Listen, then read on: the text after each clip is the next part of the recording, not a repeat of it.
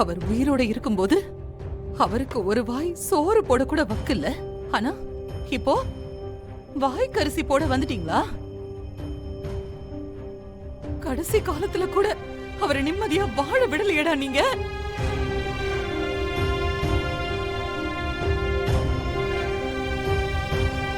தினம் தினம் அவரை நோக்கடிச்சுட்டு இப்ப சாவுக்கு வந்திருக்கீங்களா?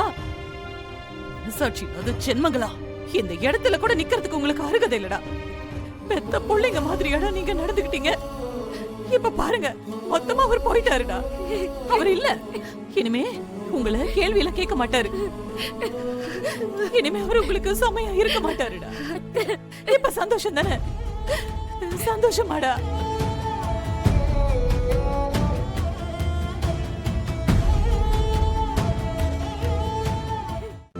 இன்றே டவுன்லோட் செய்து உங்கள் ஃபேவரட் ஷோக்களை என்ஜாய் பண்ணுங்க.